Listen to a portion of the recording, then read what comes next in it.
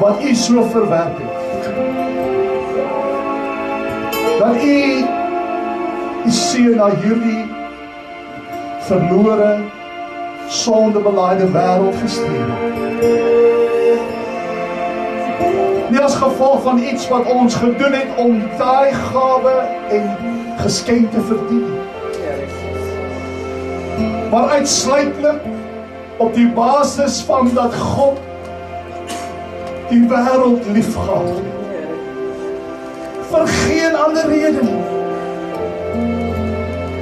Net die liefde vir die mens het U gedryf om die beste te gee wat die hemel het om te offer. Naamlik U enigste seun. U het ons net liefgehad. En U het ons net liefgehad met woorde nie, maar in daad. U het U liefde aan ons bewys. U het U liefde gedemonstreer. Daar is geen twyfel by my oor U liefde vir my. Ek het dit gesien. Ek het daarvan gelees, ek het daarvan gehoor en ek het dit self beleef. God het my net lief. My vriend, iemand moet hoor vanmôre, die Here het jou net lief. Jy kan dit nie verdien nie. Jy kan nie daarvoor werk nie. Jy kan nie God se arm draai nie. Al is jy ook die goedste mens op die gesig van die aarde, dit is nie wat God se arm beweeg en sy hand beweeg om jou lief te hê. God het jou net lief, Leon. Het jy net lief? Nou as God Verena dan net lief het, ten spyte van alles wat ek en jy al gedoen het in ons lewe, ten spyte van ons geskiedenis en verlede, ten spyte van die teleurstellings, sê God nog steeds, ek het jou lief. Kan dit wees? Hoe kan ons dan nie hom terug lief hê? Marlene, hoe kan ons hom nie lief hê nie? Want hy het my eerste lief gehad. Nico, ek kan nie anders as om hom lief te hê nie. I love him because he first loved me. Vergeet van die lied. Kom ons sing dit nie nog eenmaal net as 'n liedjie, maar sê dit vir hom in 'n gebed vanmôre. Jesus, ek het jou lief. Oh, how I love Jesus.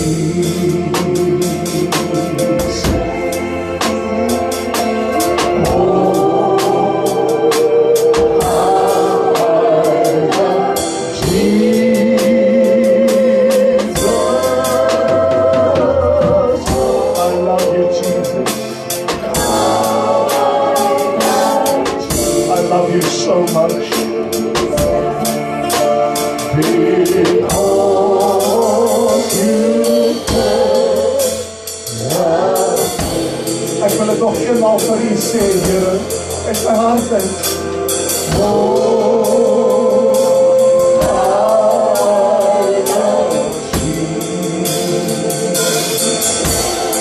Ek bedoel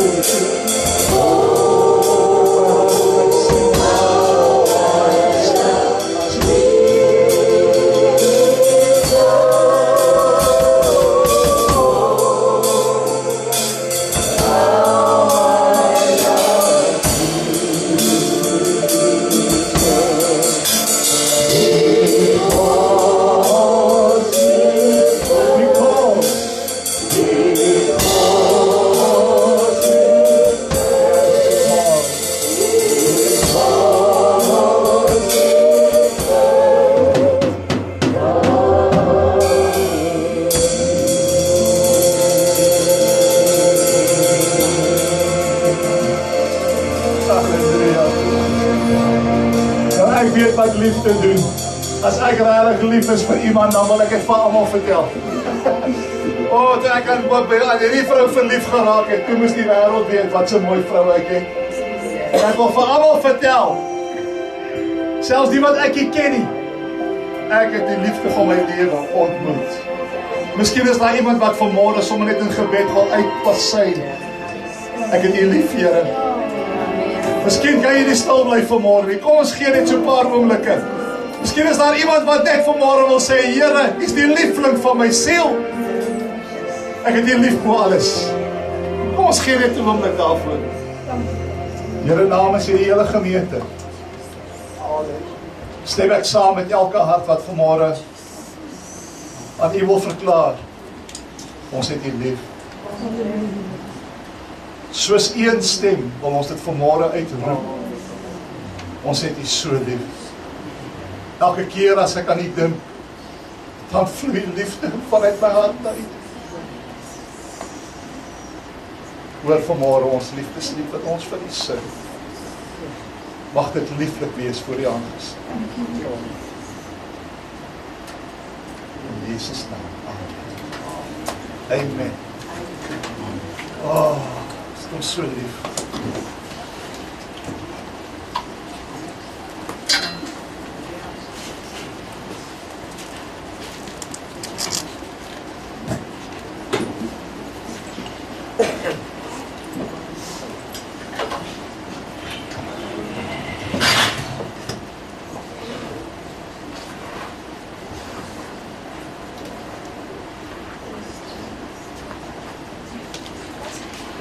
As 'n mens iemand regtig lief het, dan moet jy sigbaar wees in daai persoon se lewe nie waar. As ek my vrou altyd sê ek het haar lief, maar ek is nooit by die huis nie. Dan wonder ek of sy my van glo na tyd. Liefde het te doen met gemeenskap. Te doen met intimiteit. Ek kan nie sê ons het God lief, maar jy koop nie die tyd uit om intiem met hom te wees. Jy moet sigbaar wees. Jy moet hoorbaar wees, jy moet vir God kan sê. Soveel as wat jy die geleentheid kry, het jy lief vir jou. Hy wil het hoor uit jou mond. Dalk ek sê vir my vrou, maar jy weet mos ek het jou lief. Sy wil het hoor. God geniet die offers wat ons bring. Hy begeer. Amen. Julle het hom regtig lief, het julle nie? Amen. Julle het hom regtig lief. Ons, ek gaan nie lang besig hou vanmôre nie. Soos wat ek meer en meer lees oor Jesus, hoe liewer kan ek kom. En in hierdie jaar, soos wat ons oor Jesus praat, glo ek dat daardie liefde in die hart ook aan gebakken sal word. Ek weet is daar, maar soms raak 'n mens so gewoond aan wat jy het. Mag ons nooit gewoond raak aan dit wat ons het in Christus. En mag vanmôre se boodskap ook ons lei, dat ons ten spyte van die swaar kry in die lewe, om altyd bo alles lief te hê. Ons het verlede week het ons begin. Waar was ons vers laasweek? Wie kan onthou? Hebreërs. Was ons hier Matteus nie? Nee, maar ons was in Johannes. Ons was oral. Maar ek dink as ek reg onthou, ons begin met Hebreërs die 5de hoofstuk. En ek dink is vers 8 dan hierdie wat sê dat Jesus het gehoorsaamheid geleer uit wat hy gelei. En ons het vir mekaar herinner om te sê dat die boek van Hebreërs was juist geskryf om vir ons bovenal te herinner en ook vir die leser in daardie tyd dat Jesus is beter as die voorvaders. Jesus is beter as die engele. Jesus is beter as die offers wat gebring word. Jesus is beter as alles. Amen. En een van die groot redes hoekom hy beter is, hy is die groot hoëpriester wat eenmaal ingegaan het en homself as 'n offer geoffer het vir die sondes van die wêreld. Ons het so groot hoëpriester wat met ons medelee het. En hierdie groot hoëpriester het in gehoorsaamheid aan sy Vader sy lewe afgelê vir die sonde van baie. En hy is ons groot hoëpriester vanmôre. En Hebreërs 5 leer vir ons oor die priesterskap van Jesus. En volgende week gaan ons na Hebreërs 7 toe gaan, en dan gaan ons spesifiek infokus net op Jesus, as ons hoëpriester. Maar ons het laasweek gesê, dat Jesus as hoëpriester, en die feit dat ons hom ken as ons hoëpriester, vrywaar ons nie, van lyding en swaarkry. Inteendeel, ons was gewaarsku dat ons sal ly. Hy wat godvrugtig wil lewe, sal vervolg word. Onthou julle 2 Timoteus 3:12? Onthou julle van Paulus, Handelinge 9:15-16, toe Ananias van moet gaan vertel, Paulus, jy gaan die Here dien, maar ek moet jou herinner, jy gaan baie ly vir hom. En ons weet, Paulus het baie gely. So ons sien dat lyding is deel van die kind van God se wandel met die Here. Maar moet dit nie sien as 'n vloek nie. Moet dit nie sien as 'n straf nie. Maar aan die ander kant moet dit ook nie sien dat God jou gaan vrywaar daarvan nie, want God het 'n plan met lyding. Ons sien hoe God se volgelinge geweldige vervolging deurgegaan het. Ons het dit maklik maak jy nie lyding nie. So maar Paulus wou gewees het, en liewer sy lewe geleef het, not 'n tikkie. Of vir Petrus, of vir Stefanus, wat die klippe doodgegooi is, niemand van ons nie. Maar nou is die vraag, as daar dan soveel lyding is, wat is God se plan met dit? En dis wat ek vanoggend so 'n bietjie met u wil oor gesels. Wat is God se rede, hoekom hy lyding toelaat in ons lewens? Nou kan ek net hier begin om vir u te sê, dat God sal nooit lyding in jou lewe toelaat, ouen, sommer net omdat hy snaaks wil wees nie. Sommer net nodeloos nie, sonder dat hy 'n plan het met dit nie. Net soos wat God nie in sy eie seun se lewe die lyding toegelaat het, sommer maar nie. En meerendeels is God se rede hoekom hy lyding toelaat in jou lewe, Johan. Weet jy hoekom? Want hy wil jou iets leer.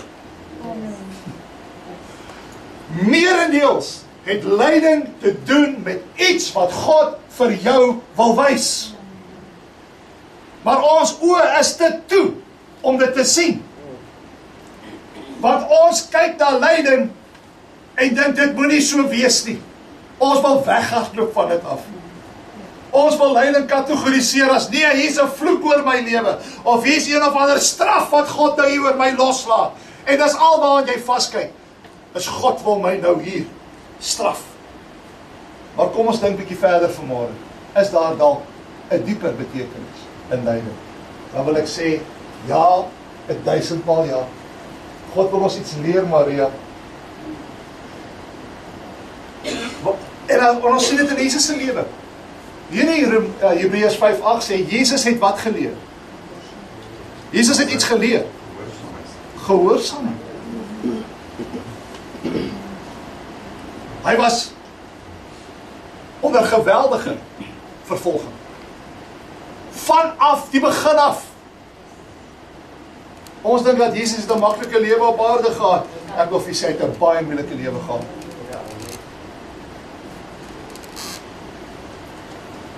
Hy het 'n baie moeilike lewe gehad. Hy was geslaan, hy was gespot, hy was gegeesel. Hy was naak uitgetrek. Hy was verwerp deur sy eie mense.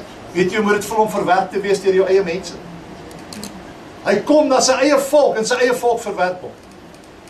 Wie het al familieverwerping ervaar? Jesus het al hierdie dinge deurgegaan. Maar hy het gehoorsaamheid geleer uit wat hy gelei het.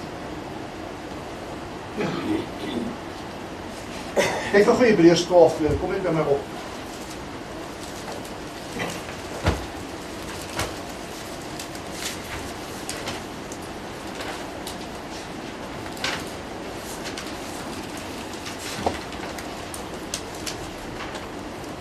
Hebreërs 12 sê, die oog gefestig op Jesus, die leidsman en volleinder van ons geloof, wat vir die vreugde wat hom voorgehou is, die kruis verdra. die skande verag het, en aan die regterhand van God gaan sit. Jy sien, Jesus het 'n hoop gehad, en dis daai hoop, wat hom die krag gegee het, om die kruis te verdra, en die skande te verag. En in dit was hy gehoorsaam tot die dood van die kruis. Filippense 2:8. En ons tema is dat soos wat hy gelei het, so sal ons lei. Nou liewe vriende, ek weet, dit is nie maklik nie. Dit is nie maklik om deur lyding te gaan. Ons maak dit nie, ons laat dit nie maklik klink nie. Dit was ook nie vir Jesus maklik om deur lyding te gaan nie. Maar hy het gehoorsaamheid geleer deur wat hy gelei het, en in sy gehoorsaamheid was die ewige doelstellings van God bereik in sy lewe. Kan nie dink as Jesus vir een oomblik ongehoorsaam is. As hy vir een oomblik nie gedoen het wat die wil van sy Vader was nie. Dan die almal dat jy nie vanmôre hier gesit nie. Dan was daar nie verlossing vir jou. Dan moes jy nog maar offers gaan bring. Maar hy was gehoorsaam tot die dood van die kruis. En God se ewige doelstelling. Wat was God se ewige doelstelling? In Johannes 2 vers 2, dat Jesus Christus het gesterf vir die sonde van die wêreld, sodat elkeen wat in hom glo, nie verlore hoef te gaan nie. God se ewige doelstelling was bereik deur sy gehoorsaamheid aan die kruis. Maar ek weet, dis nie maklik vir ons om deur lyding te gaan nie. Party van julle sê, pastoor, jy weet nie wat lyding is nie, dat ek jou my storie vertel. Maar as ons in ons gedagtes kan onthou, dat God bereik sy ewige doelstelling in die kind van God se lewe en die lyding wat hy deurgaan, as jy dit in gedagte hou, dan sal dit jou help om die lyding te verdra. En God toe te laat om sy doel te bereik. En om gehoorsaam te wees aan hom, selfs deur jou lyding. As ons net kan onthou, dat Romeine 8:28 leer dat alles werk ten goeie mee vir hulle wat na sy voorneme geroep is. Wat is die plan van God dat 'n huis moet afbrand? Marleen, en dit vat my 6 maande net om my voete weer te vind. Wat is die plan? Miskien is dit God wat vir jou sê, vervang jou plak elke 6 maande. Ja, spotte. Maar ons gaan partykeer deur erge dinge. Maar as ons aan ons gedagtes vir onsself kan herinner, God wil my iets leer hieruit. En God gaan ten einde sy ewige doelstelling bereik hieruit. En ek verdra dit en ek onderwerp my hieraan. En ek leer om gehoorsaam te wees, selfs in die moeilikste van omstandighede. My broer en suster, dan wil ek vir u sê, gaan jy baie ver. Jesus het gehoorsaamheid geleer en hy was gehoorsaam tot die dood van die kruis. Nou wat leer ons in lyding? Kan ek vir julle net 4 dinge noem vandag wat ons leer. Daar's baie meer, maar dis die 4 wat ek vanmôre graag wil uitlig. Ons sê dat lyding is meerendeels daar om ons te leer. God wil ons iets leer aangaande dit wat hy wil hê ons moet weet en dit wat hy wil hê ons moet toepas in ons lewe. Nommer 1. Ons leer van God se genade. En ons leer van vertroue in God. En die skrif wat ek daarvoor wil gebruik is daar in 2 Korintiërs 12.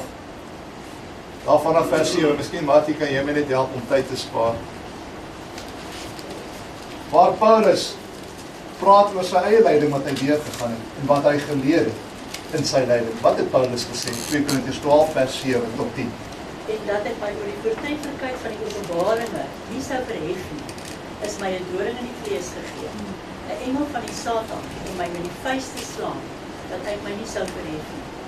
Hieroor het die Here 3 maal gebid dat hy van my sou wyk. En hy het vir my gesê, my genade is vir jou genoeg, want my krag word in swakheid volbring. Baie liewer sal ek dus in my swakhede roem, sodat die krag van Christus in my kan woon. Daarom het ek behaag in swakhede, in mishandelinge, in node, in vervolginge, in benoudhede, om Christus wil. Want as ek swak is, dan is ek sterk. Sjoe. Kyk wat het Paulus geleer. Hy het gesê, God se krag word in my swakheid volbring. Nou het ek behaag in swakheid, in node, in vervolginge, smarte. Want wanneer ek swak is ek sterk. My sussie, partykeer voel ek wil net huil. Ek voel ek wil net opgee. Maar daardie punt waar ons partykeer voel, this is all I can stand. I cannot stand no more. Dis dan wanneer ons moet opkyk. Soos het Dawid en sê, ek slaan my oë op na die berge.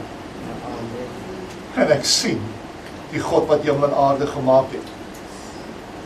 En my swakheid word in sy krag volbring.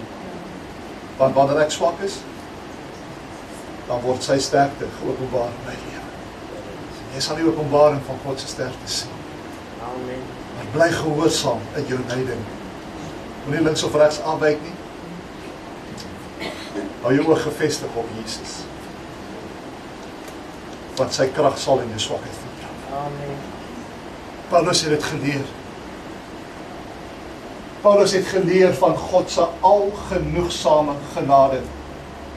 Paulus wil so graag van hierdie lyding in sy lewe ontslaa raak. En het God vir hom gesê, ek gaan dit wegneem. Nee, God het gesê, ek gaan jou net daarin. Want jy het iets om te moet leer.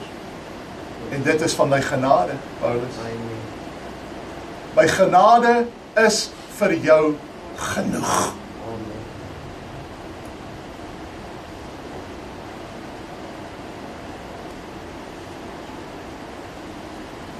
Wil jy dit vir jouself sê vanmôre, Dora? Sy genade is vir my genoeg.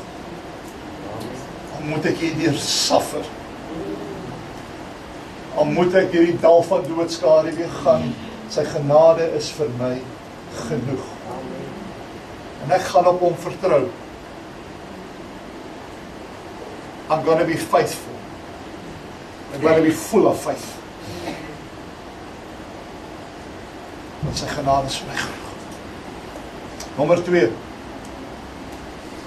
Ons leer om geduldig te wees. Dit is hoekom baie van ons maar deur lyding moet gaan, want ons, mag ek sê ons almal, of is dit net sekere van ons, wat maar moet leer om geduldig te wees. Wat sê Jakobus daar in Jakobus 1 vers 2 en 3, hy sê, ag dit louter vreugde my broeders, wanneer julle deur allerhande beproewinge gaan, omdat die beproefdheid van jou geloof lydsaamheid bewerk. Die Engelse woord van lydsaamheid is patience. Patience. Geduld. Long suffering. Suffering long. Onthou julle vir Josef? Kan julle Josef se lewe onthou? Hoe hy deur sy eie broers verkoop was. Sy eie broers verkoop hom. Kan julle julleself indink hoe hy emosioneel moes gevoel het? Jou eie broer verkoop jou aan slawehandelaars. En voer jou weg na 'n vreemde land, na Egipte.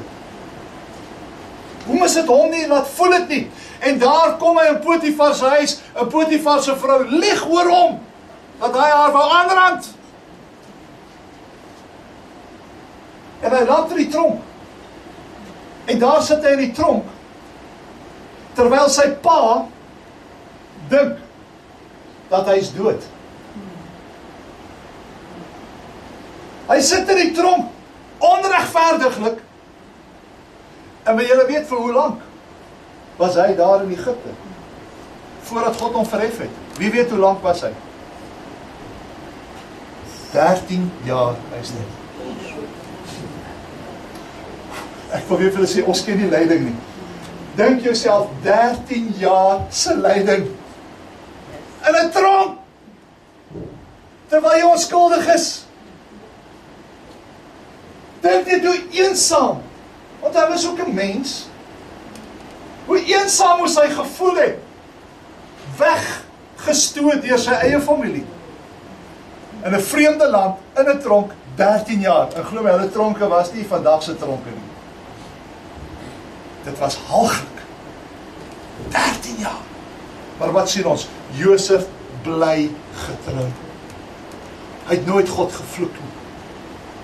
Hy het nooit gesê, Here, ek is klaar met U nie. Hy het sy God gebly dien. En wat gebeur? God haal hom uit die tronk uit. Hy maak hom tweede in bevel oor die hele Egipte land. Hy was net onder Farao. En wat sien ons? Daar's 'n droogte in Israel en sy broers kom soek hulp. Waar? In Egipte. Hulle weet nie wat met hulle broer Josef gebeur het nie, want toe hulle instap daar by daai raadsaal, hier sien hulle hierdie man, en toe Josef sien is sy broers, hulle het hom nie herken nie, maar hy het hulle herken. Toe hardloop hy uit, en hy het bitterlik geween. En toe hy terugkeer, julle ken die verhaal, hoe hy vir hulle gesê het, gaan haal my vader, ek wil hom sien, maar hy ook homself aan hulle bekend gestel het. Maar kan jy onthou die woorde, wat Josef gespreek het teenoor sy broers? In Genesis 50, vers 20. Onthou 13 jaar lang het Josef gelei. Dit vat geduld om aan God te bly vashou vir 13 jaar. So onskuldige lyding. Wat was Josef se woorde? Hoekom? Wat het hy daaruit geleer? Want julle het wel kwaad in my bedink, maar God het dit te goeie gedink om te doen soos dit vandag is, om 'n groot volk in die lewe te hou. Wow! Julle, my broers, het kwaad oor my bedink. Maar God het dit so gewil. Ten goeie gedink. Om 'n volk te red. Met ander woorde, God het my eintlik vooruitgestuur. Julle het my verkoop, maar dit is eintlik God se hand wat in die saak was. God het my vooruitgestuur. Want God het geweet daar gaan 'n droogte kom vir Israel. Maar God het 'n volk uitgeroep, naamlik die Jode. Want God het vir Abraham gesê, uit jou saad sal al die volke van die aarde geseënd wees. En God het vir homself 'n volk uitgekies. Hy het 'n volk in die lewe ingeroep. Maar vir daai volk so voortbestaan, moes God vir Josef vooruitstuur, sodat wanneer die droogte Israel tref, dat Josef in 'n posisie sal wees om die volk te red van die droogte. Is dit nie wonderlik nie? So wat sien Josef na 13 jaar se lyding? Hy het God sy ewige doelstelling in sy lewe waargeneem. Dit het nie sin gemaak toe hy in die tronk was nie. Dit het nie sin gemaak toe Potifar se vrou hom so oor hom gelieg het nie. Dit het nie vir hom sin gemaak toe sy eie broers hom verkoop het nie, maar later in sy lewe, hoe sê hulle, hindsight is 2020, né?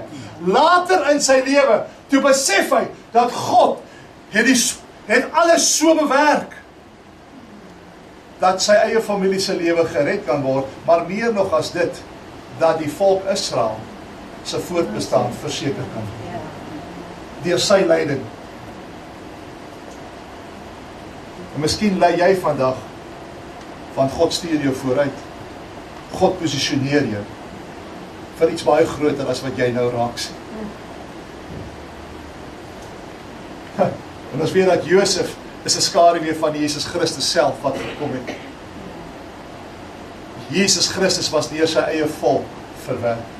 Hy het na sy eie gekom en sy eie het hom nie herken nie.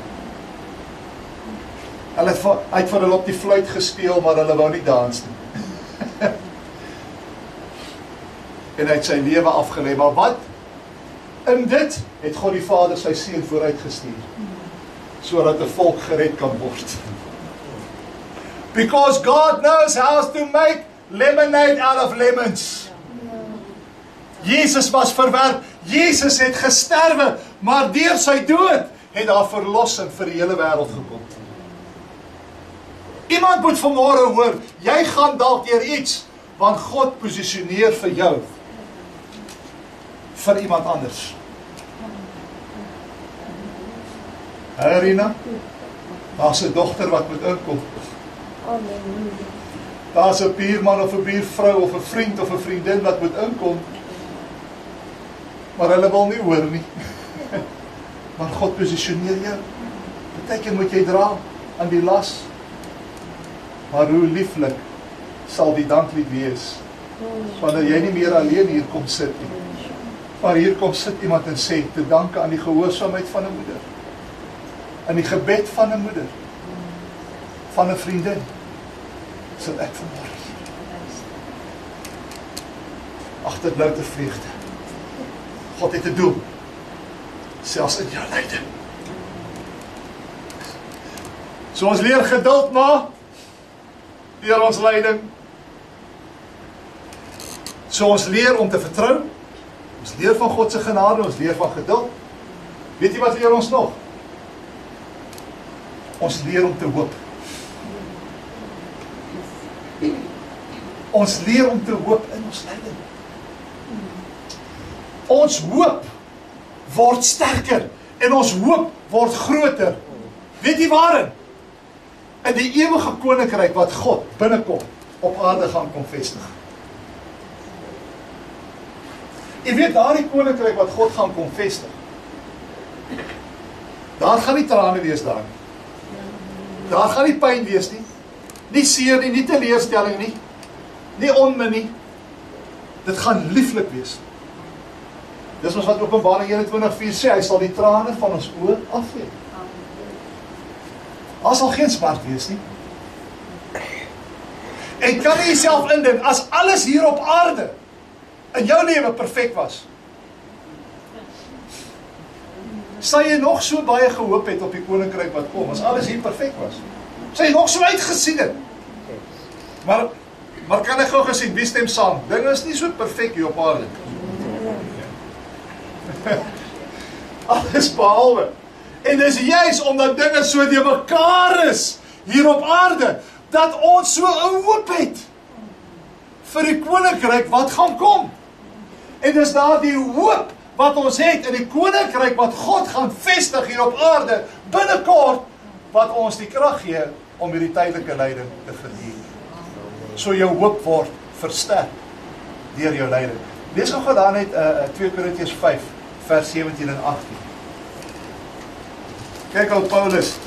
Hy het so uitgesien. Dat daar die lewende hoop.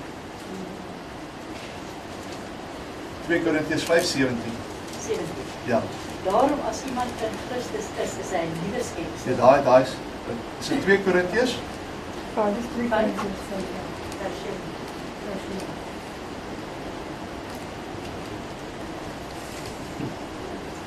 Het jy dieselfde Bybel as ek?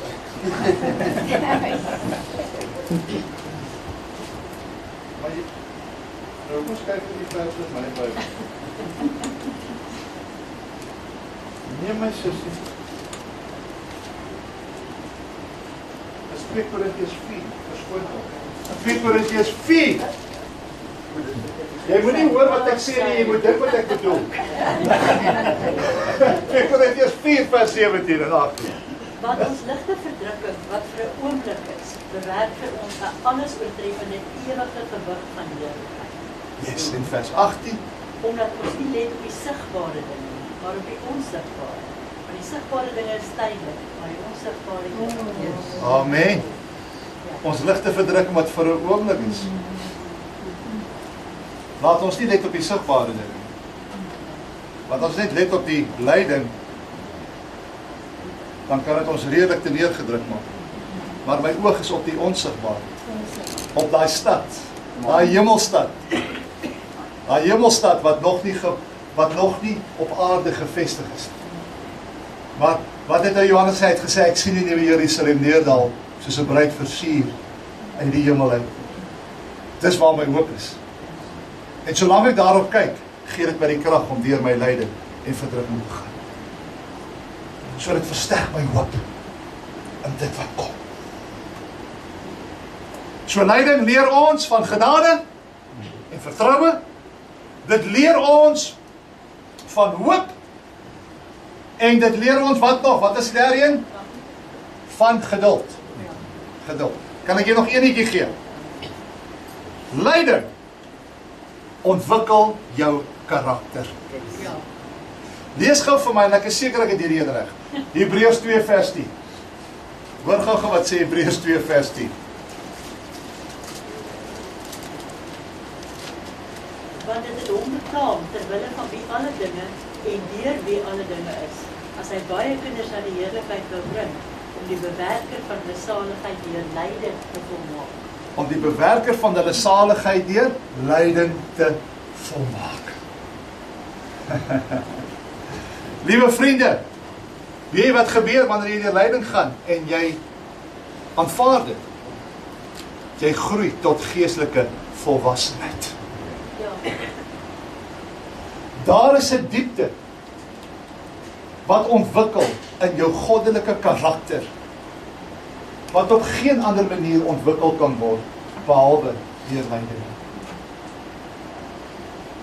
Het jy al met mense gepraat, wat soos hulle sê, hulle het met hulle agteruit in die botter geval. Hulle ken die lyding nie. Né? Hulle is ryk gebore en ryk gaan hulle uit. En alles is net op die tafel gedek vir hulle. Nou ek sê nie almal van hulle nie, maar meerendeels, as jy met sulke mense praat, wat kom jy agter? Hulle het 'n oppervlakkige siening en benadering tot die lewe. Daar's nie goddelike diepte nie. Maar vir die wat deur lyding gegaan het, as ek so kyk, ek het al met van julle gepraat. Joh, jy kan hoor, daar is 'n wysheid, daar's 'n insig, daar's 'n begrip, daar's 'n empatie, daar's 'n verstaan, wat net lyding vir jou kon geleer het. En niks anders. En omdat die Here weet, dat lyding produseer geestelike karakter en volwassenheid, laat hy dit toe, sodat ons kan groei dan die almal, tot volwasse kinders in die Here. Wie ken lyding? Ons wat deur lyding gegaan het, ons moet weer met mekaar praat.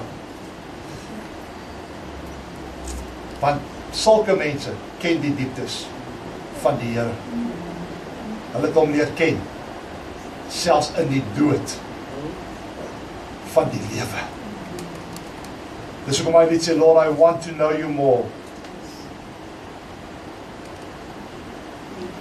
Deep within my soul, I will give my final breath to know you in your death and resurrection. Dit ontwikkel ons karakter en dit word groot deur lyding. Nou wat moet ons gesindheid wees, man? As ons nou deur die gaan. Want attitude is nogal belangrik, né? Ons almal gaan deur lyding. Maar hoe gaan jy daardeur? Waar nie, jy gaan nie, ek is kwaad van alles en almal in. En die Here kry die skuld. En die Here kry die skuld en julle kry die skuld en it's you that's standing in the need of prayer. Né? Nommer 1. Net weer goed. Moenie vrees nie. Amen. Yes. Moenie angstig wees nie. Hoe sê Psalm 20? Sommige vertrou op perde, ander op strydwaans, maar ek sal vertrou in die naam van die Here. Jesaja 54 vers 17 wat sê, dat geen wapen wat teen my gesmee word sal stand nie. En elke tong wat teen my opstaan in die gereg sal weer lê word. Nee?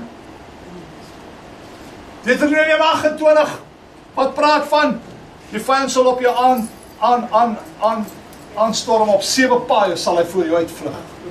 En Johannes 4:4 groter is hy wat in my is as hy wat in die wêreld is. Dis al hierdie dinge wat maak en ek gaan nie vrees nie. Wat sê Johannes vir die gemeente van Smyrna in Openbaring 2 vers 10? Want hulle het deur geweldige vervolging gegaan onder 'n sekere keiser met die naam van Domitian. Hy het hulle geweldig vervolg. En kyk wat sê God vir die gemeente. Vrees vir niks wat jy sal ly. Kyk, die duiwel gaan sommige van julle in die gevangenis werp, sodat julle op die proef gestel kan word en julle sal 10 dae lank verdrukking hê. Wees getrou tot die dood toe en ek sal jou die kroon van die lewe. Oh, wie is die kroon van die lewe? Amen. As jy dit wil hê, wees getrou tot die dood toe, en by hoek of by kroeg, I will not be fearful. Ek sal nie vrees nie. Ons gaan deur dit gaan. En daar gaan ons die ewige hoop weggelê. Amen. Nommer 2, moenie vrees nie. Nommer 2 is leer in jou lyding om jou aan God toe te wy. Leer om toegewy te wees. Lees gou net vinnig 1 Petrus 4 vers 9 en 10.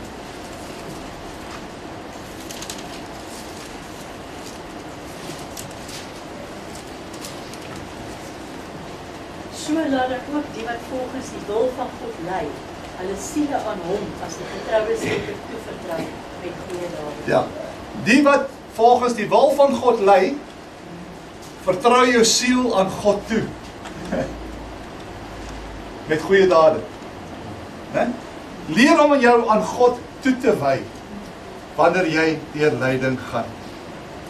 Met ander woorde, wanneer alle hel rondom jou losbreek, en jy weet nie wat is besig om te gebeur nie.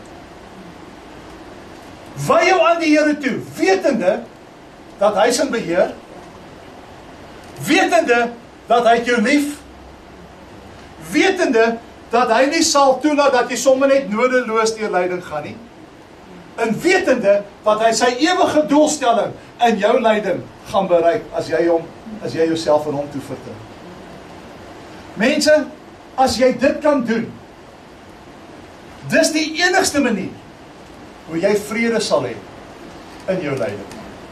As jy heeltyd gaan rebelleer daarteen, heeltyd gaan skop daarteen, in steede van om te onderwerp daaraan, om jou aan God toe te vertrou, wetende dat hy goeie bedoelinge met dit, sal jy altyd daarteen rebelleer en sal jy nooit vrede ervaar in jou lyding. Never. So ons onderwerp ons aan die Here, ons wy onsself toe daaraan, wetende dat hy is getrou en hy is waaragtig. Amen. So dit moet ons gesindheid wees. Moenie vrees nie en wy jou toe. Laaste versie, 1 Petrus 4 vers 12, ek sluit met dit. 1 Petrus 4 vers 12. Geliefdes, verbaas julle nie oor die vuurgloed van vervolging onder julle, wat op julle beproewing doen, asof iets vreemds oor julle kom. Verbaas julle nie oor die vuurgloed van beproewing wat oor julle kom, asof iets vreemds oor julle kom. Luister mense, lyding kan een van 2 effekte hê in jou lewe. Dit kan jou beter maak, of dit kan jou bitter maak. Het jy al sulke mense gekry? As hulle deur moeilike tye gaan, hulle is moeilike mense, joh. Jy vermy hulle so ver as moontlik, want die bitter water spoel nie by die mond uit. Né? As jy lyding nie reg hanteer nie, gaan jy bitter word. En nie beter nie. En die bitter mense is die mense, ek is die slagoffer. En is almal se skuld. En hulle blameer. En hulle vervloek. En hulle isoleer. En hulle is kwaad, en hulle is bitter. En hulle val terug op ou gewoontes. Want ek is kwaad, en God stel toch geen belang in my nie. Anders sal hy nie dat ek hierdeur gaan nie. Hy sal juist dat hy hierdeur gaan, want jy gaan moet leer dat dit gaan nie meer oor jou nie. Jy is die middelpunt in jou wêreld waarin jy leef. Jy sê dat God is die middelpunt, but he isn't. It's all about you. So God laat lyding toe, sodat jy kan sterf in jouself. En kan sê, ek leef nie meer. Bitter mense. Maar weet jy wie is die beter mense? Die beter mense is die wat geleer het om hulle aan God toe te wy, wanneer hulle deur lyding gaan. En met die wete dat God gaan sy ewige doelstelling hierdeur bereik. En jy het 'n leerbare gees in jou lyding. Here, wat wil U my doen? Dis die mense wat beter raak.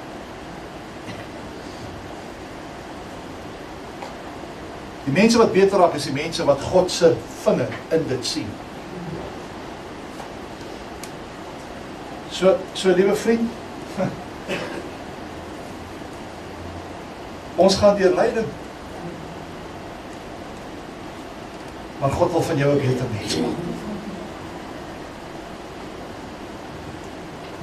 En die beter mens is die wat gaan kom by die punt wat sê, dit gaan nie meer oor my nie. Dit gaan nou oor, wat is God se doel in my lewe? So, soos die liedere digter sê, let go. Let go. Laat staan nou die bitterheid van jou. Laat staan nou hierdie hak en tak gesindheid van jou. Laat staan jou eie sinnigheid. En laat toe dat God jou vorm. Soos in Jesegiel 18, waar was dit Jeremia 18, waar God vir Jeremia sê, gaan na die pottebakkershuis. Ek sal jou wys. Was dit Jeremia of Jesegiel? Ek kan nie lekker onthou. Is dit Jeremia? Laat dit toe dat God jou vorm. Want ons dink ons is wonderlike mense. Daar is nie meer werk aan my te doen nie. Nee? Nobody like me, Lord. Luister, jy is nie so wonderlik soos wat jy dink nie. En jy moet ook nie dink ek is wonderlik nie, want ek is ook nie so wonderlik soos wat julle dink. Jy vra my vrou. Jy moet nie vir haar vra nie. Kom praat maar direk met my. Ek sê jy sugarcoated version gee. Daar's baie werk om te doen. Jan, Vaderland, daar's baie werk om te doen. Ja, ek praat ook oor jou. But let go and let God have his wonderful way. Onderwerp van daai leiding, weet dit, God gaan iets wonderliks. Kyk net hoe mooi. Dan die almal ken jy leiding. Ken jy leiding? Wow. Maar dan is hier een uitsondering. Ek sal nie seker nog nooit gedaan. Maar hier is een uitsondering van iemand wat nie leiding ken soos wat baie ander ken. Dalk in 'n mindere mate, maar wat nog steeds ken. Wat nog steeds in haar karakter ontwikkel. Weet, ek het altyd gewonder, hoekom kan ek nie ook so groot sondaar soos ander mense gewees het nie? Kijk, ek was redelijk groot, maar jy kan dan groot sondaar. Groot. En dan hulle so wonderlike getuienis, en sê ek, maar ek het nie so getuienis van wel en verslaaf, jy weet, 'n woordenaar, en al die goed, en hulle getuienis is so kragtig. Want ek soek ook so getuienis, maar my getuienis is, ja, ek was 'n stout sien in die kerk, jy weet, daai tipe van ding. En ek is nie so, jy het nie soveel aanpak nie. Maar toe onthou ek, die Here het my herinner, jou getuienis is dat ek het jou geonderhou. I kept you. Ek het jou bewaar van hierdie ding. Moenie net dink oor wat jy deurgegaan het nie, dink ook oor die goed wat God jou van bewaar van baie ding. En dis waar jou getuienis lê. God was good. En ek vat dit nie van selfsprekend. Die Here het my gedra. Ja, amen. En daarom wil ek hom ken. En ek kan vir julle sê dat hy almal het 'n begeerte om hom te ken. Amen. Soos min ander mense wat nie baie lyding ken. So hier's 'n uitsondering. Maar wie ken lyding? Ek gaan sommer op jou hande opsit. Luister, moenie daarteen skop nie. Moenie daarteen skop nie, onderwerp jou daaraan. Maar nee, onderwerp jou daaraan. Ek weet dit is nie lekker nie, dit is nie maklik nie. Ons wil dit so graag vryspring, maar daar's werk in jou lewe en in my lewe wat God wil vervul. My sussie, selfs daar's werk wat God wil vervul. So kom ons onderwerp daaraan. Let go and let God. Is julle bereid vanmôre om te sê, ek sal dit gaan? Daai ou pyne en siektes en al daai goed, daai werk wat jy eintlik maar jy doen dit want jy moet eet, maar jy sal bitter graag iets anders sou wou gedoen, ek weet nie. Maar dit daai ding wat jy probeer het wat nie uitgewerk het nie. Never mind. God het 'n plan met dit.